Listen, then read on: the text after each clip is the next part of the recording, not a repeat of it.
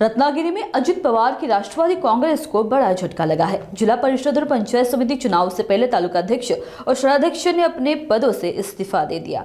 Advocate Devendra Bunty वंजू ने बताया कि महायुति में पार्टी से कड़वा अनुभव मिला। उनका कहना है कि अब वे केवल कार्यकर्ता के तौर पर काम करेंगे और किसी राजनीतिक प्रक्रिया में सक्रिय नहीं रहेंगे।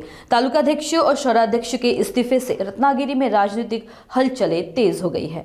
हो घातलेल्या रत्नागिरी जिल्हा परिषद आणि पंचायत समिती निवडणुकीसाठी आपण ही पत्रकार परिषद बोलवलेली आहे आणि परवाच पत्रकार परिषद जी माहिती जी झाली त्याच्यात पालकमंत्री असं म्हणाले की आम्हाला राष्ट्रवादीचा कटू अनुभव आहे।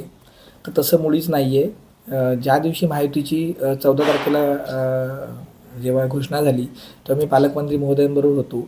त्यावेळेला 2 सीट पालकमंत्री महोदय देतो असं मला म्हणाले होते आणि त्यातली एक सीट आहे ती संध्याकाळीच त्यांनी त्याचा फॉर्म शिंदे गटाकडून भरला आणि दुसरी सीट आहे ती आमच्यावर आम्हाला त्यांनी सोडलीच नाही। त्यामुळे आम्ही आदल्या दिवशी शून्य झालो।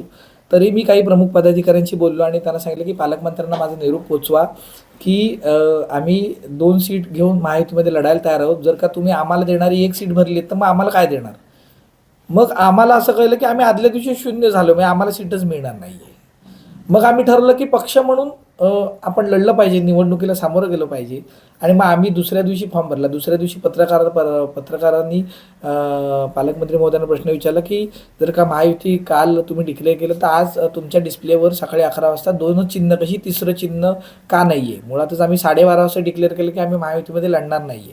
त्यामुळे आदल्या दिवशीच त्यांचं ठरलं असेल कदाचित की राष्ट्रवादीला ह्याच्यात घ्यायचं नाही, कारण आम्हाला त्यांनी आदल्या दिवशी शून्य केलं होतं। त्यामुळे आम्ही इलेक्शनला सामोरे गेलो आणि खरं तर माझं त्यांच्यावर राग किंवा त्यांच्याबद्दल तक्रार नाही आहे।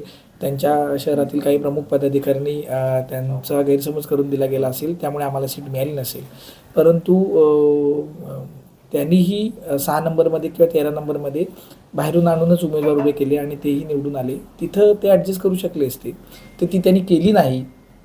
त्यामुळे महायुती झाली नाही आणि खरं तर त्यांनी तुम्हाला सांगितलं की आम्हाला राष्ट्रवादीचा कटू अनुभव आहे, तर कटू अनुभव खरं तर आम्हाला त्यांच्याकडून आला आहे।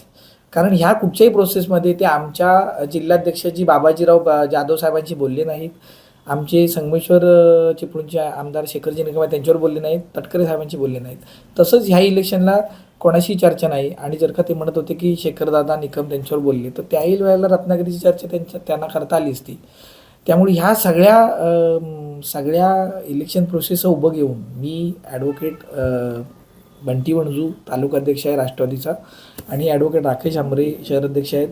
तर आम्ही आज तुमच्या मार्फतच असं इथे सांगतो की आम्ही याला कंटाळून आम्ही आता पक्षाच्या पदाचा राजीनामा देत आहोत आज। त्यामुळे ह्याच्या पुढच्या महायुतीच्या जिल्हा परिषद पंचायत समिती निवडणुकीच्या प्रोसेसमध्ये आम्ही कार्यकर्ता म्हणून काम करू, आम्ही इलेक्शनच्या प्रोसेसमध्ये कुठेही नाही आहोत।